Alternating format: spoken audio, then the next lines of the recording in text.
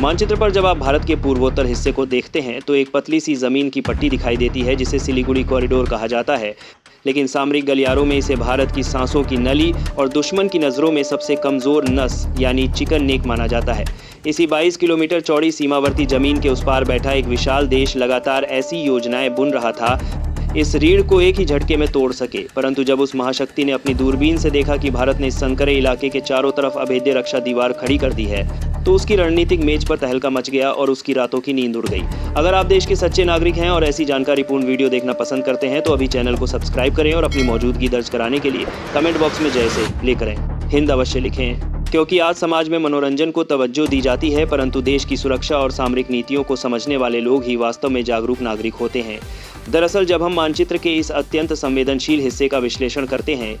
तो समझ आता है कि यह केवल मिट्टी का एक टुकड़ा नहीं बल्कि 8 राज्यों को देश के मुख्य भूभाग से जोड़ने वाला इकलौता जमीनी पुल है, जिसकी संकीर्णता ही ऐतिहासिक रूप से इसकी सबसे बड़ी कमजोरी रही है। पड़ोसी देश की रणनीति हमेशा से यह रही है कि यदि कभी बड़ा सैन्य संघर्ष छिड़ता है तो डोकलाम और चुंबी घाटी के रास्ते तेजी से नीचे उतरकर इस कॉरिडोर को काट दिया जाए ताकि भारत का संपर्क अपने पूरे पूर्वोत्तर क्षेत्र से कट जाए और वहां एक बड़ा मानवीय व सैन्य संकट पैदा हो जाए। भारतीय सैन्य नेतृत्व ने अब केवल रक्षात्मक रहने की नीति को त्याग कर सक्रिय निवारण की रणनीति अपनाई है, जिसका सीधा अर्थ यह है कि यदि दुश्मन ने इस कॉरिडोर की तरफ एक कदम भी बढ़ाने की कोशिश की तो भारत अपनी सीमा में रुककर मुकाबला करने के बजाय सीधे दुश्मन की सबसे संवेदनशील चौकियों पर पलटवार करेगा। इस नई नीति के तहत केवल जमीनी सेना को ही नहीं तैनात किया गया है बल्कि आधुनिक मिसाइल प्रणालियों, उन्नत रडार तंत्र और अत्याधुनिक ड्रोन प्रणालियों को एक ऐसे जाल में पिरोया गया है जो दुश्मन की हर गतिविधि पर 24 घंटे पैनी नजर रखता है। ऐतिहासिक परिप्रेक्ष्य में देखें तो 60 के दशक से ही इस क्षेत्र को अत्यंत नाजुक माना जाता था। उसके बाद सभी के इस तरह का साथी की तौरबान नहीं कर रही है और 1972 के बाद से जब पूर्वी पाकिस्तान बांग्लादेश बना तब रणनीतिक स्थिति थोड़ी बदली जरूर, लेकिन उत्तर की पहाड़ियों से मंडराता खतरा कभी कम नहीं हुआ। डोकलाम के पठार पर जो 70 दिनों से अधिक समय तक गतिरोध चला था वह दरअसल इसी सिलीगुड़ी गलियारे पर अधिकार स्थापित करने की एक अप्रत्यक्ष कोशिश थी, क्योंकि उस पठार पर कब्जा मिलते ही दुश्मन की तोपें सीधे इस गलियारे के रेलवे नेटवर्क और राष्ट्रीय राजमार्गों को अपनी सीमा में ले सकती थीं। परंतु भारतीय सेना ने जिस दृढ़ता से उस समय दुश्मन के बुलडोजरों और सैनिकों को रोका, उसने दुनिया को यह संदेश दे दिया कि भारत अब अपनी संप्रभुता के मामले में रत्ती भर भी पीछे हटने को तैयार नहीं है। इसके बाद से भारत ने इस पूरे इलाके के बुनियादी ढांचे का कायाकल्प करना शुरू किया, जिसमें 12 सड़कें, आधुनिक सुरंगें, मजबूत पुल और रणनीतिक हवाई पट्टियां शामिल हैं जो भारी से भारी टैंकों और सैन्य वाहनों का वजन उठाने में सक्षम हैं। अब अगर दुश्मन कोई दुस्साहस करने का विचार भी करता है तो उसे यह अच्छी तरह मालूम है कि भारत कुछ ही घंटों के भीतर देश के किसी भी हिस्से से हजारों सैनिकों और भारी हथियारों को इस गलियारे में उतार सकता है, जबकि पहले इस काम में कई दिन लग जाते थे। इस रणनीतिक बदलाव के पीछे केवल रक्षा बजट या नए हथियारों की खरीद ही नहीं है बल्कि भारत का वह कूटनीतिक प्रभाव भी है जिसने पड़ोसी देशों के साथ अपने संबंधों को एक नई ऊंचाई पर पहुंचाया है। भारत ने बांग्लादेश और भूटान के साथ मिलकर जिस तरह से क्षेत्रीय व्यापार और परिवहन मार्गों का विस्तार किया है उससे इस गलियारे पर निर्भरता का दबाव भी कम हुआ है और वैकल्पिक मार्ग भी तैयार हो रहे हैं। इसके अलावा म्यांमार के साथ समुद्री और नदी मार्गों के जरिए जो संपर्क परियोजनाएं शुरू की गई हैं वे पूर्वोत्तर को एक वैकल्पिक जीवन रेखा प्रदान करती हैं, जिससे दुश्मन का वह सपना हमेशा के लिए टूट जाता है कि वह भारत को 2 टुकड़ों में बांट सकता है। विरोधी देश की सबसे बड़ी चिंता यह है कि उसने इस क्षेत्र में जो खरबों डॉलर का बुनियादी ढांचा तैयार किया था और जो सैन्य ठिकाने बनाए थे वह भारत के अत्याधुनिक लंबी दूरी की मिसाइलों और सटीक हमला करने वाले हथियारों के सीधे निशाने पर आ चुके हैं। भारत की वायुसेना ने इस क्षेत्र के करीब स्थित अपने तमाम हवाई अड्डों को अपग्रेड कर दिया है,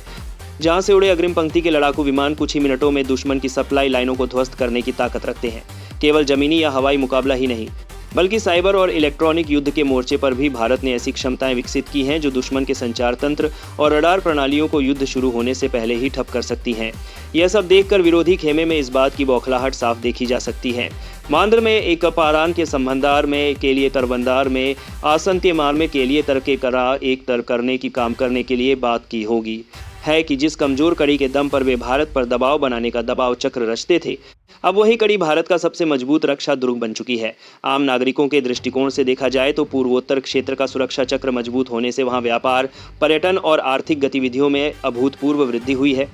जिससे स्थानीय लोगों का देश के साथ जुड़ाव और भी गहरा हुआ है। विश्व पटल पर भारत की यह नई तैयारी यह दर्शाती है कि 21वीं सदी का भारत अपनी सीमाओं की रक्षा के लिए किसी दूसरे देश की दया या कूटनीतिक मेहरबानी पर निर्भर नहीं है विश्व पटल पर, बल्कि अपनी आधुनिक सैन्य शक्ति और दृढ़ राजनीतिक इच्छा शक्ति के बल पर हर खतरे को उसकी सीमा में ही समाप्त करने में सक्षम है। यही वजह है कि जब भी सिलीगुड़ी गलियारे में भारतीय सेना की नई बटालियनों अत्याधुनिक वायु रक्षा प्रणाली और रात में भी देखने में सक्षम सर्विलांस ड्रोनों की तैनाती की खबर आती है तो विरोधी के रणनीतिकारों को अपनी तमाम योजनाओं को दोबारा खंगालने पर मजबूर होना पड़ता है। इसी वैचारिक और रणनीतिक दबाव का परिणाम है कि आज सीमा पार की खुफिया एजेंसियों और सैन्य थिंक टैंकों में इस बात पर बहस छिड़ गई है कि आखिर 3 दशकों से जिस भौगोलिक फांस को भारत की सबसे बड़ी कमजोरी समझा जा रहा था, वह रातों रात एक अजय रणनीतिक दीवार में कैसे बदल गई। इस परिवर्तन को गहराई से समझने के लिए हमें उस दुर्गम भूगोल की परतों को खोलना होगा जो तीस्ता नदी के बेसिन से लेकर हिमालय की शिवालिक पहाड़ियों और चुंबी घाटी के त्रिकोण तक फैला हुआ है। चुंबी घाटी की भौगोलिक बनावट एक प्राकृतिक खंजर की तरह भारत और भूटान के बीच धंसी हुई है और यही वह स्थान है जहां से दुश्मन की तोपें और बख्तरबंद गाड़ियां सिलीगुड़ी के मैदानी इलाकों पर नजर रखती थीं। लेकिन भारतीय रक्षा विशेषज्ञों ने इस भौगोलिक चुनौती को ही अपनी सबसे बड़ी ताकत बना लिया है। तो किकादी के तौर पर भारतीय को लेकर के लिए दूसरा, साथ में लेकर के समझने को लेकर मिली भारतीय ने देगा, क्योंकि ऊंचाइयों से नीचे की ओर देखना जितना आसान होता है, सैन्य विज्ञान का यह सनातन नियम भी उतना ही सत्य है कि पहाड़ियों की रक्षा करना और नीचे से उठने वाले पलटवार को रोकना किसी भी हमलावर सेना के लिए सबसे दुस्वप्न जैसा होता है। इस पूरे क्षेत्र की कमान संभालने वाली भारतीय सेना की त्रिशक्ति कोर यानी 33वीं कोर ने अपनी तैनाती और युद्ध रणनीतियों में ऐसा आमूलचूल बदलाव किया है कि अब दुश्मन का कोई भी दुस्साहस उसके लिए आत्मघाती साबित होगा। भारत ने इस क्षेत्र में न केवल पारंपरिक पैदल सेना की संख्या बढ़ाई है, बल्कि पर्वत युद्ध में माहिर विशेष रूप से प्रशिक्षित विशेष बलों और गरुड़ कमांडो की स्थायी तैनाती कर दी है, जो मिनटों में किसी भी संकटग्रस्त बिंदु पर पैराशूट और हेलीकॉप्टरों की मदद से उतर सकते हैं। सैन्य अभियानों की गति को अभूतपूर्व बनाने के लिए हासीमारा वायु सेना स्टेशन पर अत्याधुनिक राफेल लड़ाकू विमानों की स्क्वाड्रन को तैनात किया गया है, जिनकी लंबी दूरी की हवा से हवा में मार करने वाली मिसाइलें और हवा से जमीन पर हमला करने वाले सटीक हथियार दुश्मन के किसी भी एयरबेस को सीमाओं के पार ही तबाह करने की क्षमता रखते हैं। इसके साथ ही सुखोई 30 MKI विमानों का बेड़ा और ब्रह्मोस सुपरसोनिक क्रूज मिसाइलों के मोबाइल लॉन्चर इस तरह स्थापित किए गए हैं कि वे चुंबी घाटी और तिब्बत के पठार पर स्थित दुश्मन की आपूर्ति लाइनों, संचार टावरों, गोला बारूद के डिपो और कमांड सेंटरों को चुटकी बजाते ही राख में तब्दील कर सकते हैं। केवल हमलावर क्षमता ही नहीं, बल्कि रक्षात्मक सुरक्षा चक्र को अभेद्य बनाने के लिए भारत ने इस पूर्वी सेक्टर में दुनिया की सबसे आधुनिक वायु रक्षा प्रणाली यानी S-400 की रेजिमेंट को तैनात किया है, जिसकी लंबी दूरी की रडार और मिसाइलें दुश्मन के किसी भी लड़ाकू विमान, ड्रोन या बैलिस्टिक मिसाइल को सीमा पार करते ही हवा में ही नष्ट करने में सक्षम है। इस पूरी सैन्य किलेबंदी के साथ साथ रेलवे नेटवर्क में जो क्रांति आई है, उसने बुनियादी ढांचे की पूरी तस्वीर ही बदल कर रख दी है। जैसे सेवक से रंगपो तक बनने वाली नई रेल लाइन जो कठिन पहाड़ियों, लंबी सुरंगों और विशाल पुलों के जरिए सिक्किम को पहली बार राष्ट्रीय रेलवे नेटवर्क से सीधे जोड़ने जा रही है। यह केवल आम नागरिकों की यात्रा या सिक्किम के आर्थिक विकास के लिए नहीं है, बल्कि युद्ध की स्थिति में भारतीय सेना के भारी टैंकों,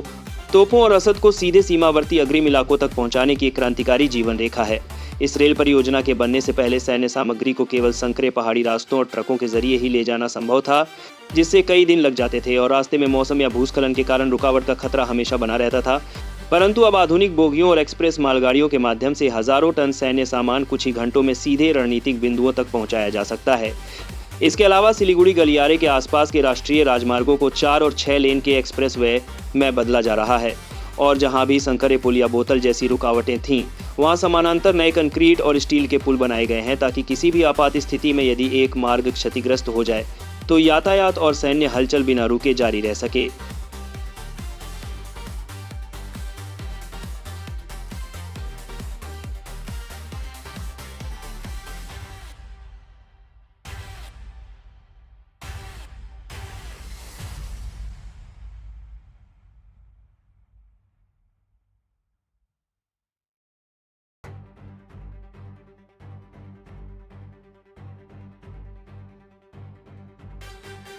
विदेशी देश ने इस क्षेत्र में दबाव बनाने के लिए सीमावर्ती इलाकों में छोटे छोटे मॉडल गांव यानी शियाक्वांग विकसित किए थे और दोहरे उपयोग वाले बुनियादी ढांचों का एक जाल बिछाया था, जिसका मकसद केवल नागरिकों को बसाना नहीं बल्कि युद्ध के समय उन्हें अग्रिमय सैन्य चौकियों के रूप में इस्तेमाल करना था। परंतु भारत की सतर्क खुफिया एजेंसियां और अंतरिक्ष आधारित उपग्रह निगरानी प्रणालियों ने दुश्मन की इस चाल को शुरू से ही भांप लिया और इसके जवाब में भारत ने अपनी ओर जीवंत ग्राम कार्यक्रम यानी वाइब्रेंट विलेजेस प्रोग्राम की शुरुआत की।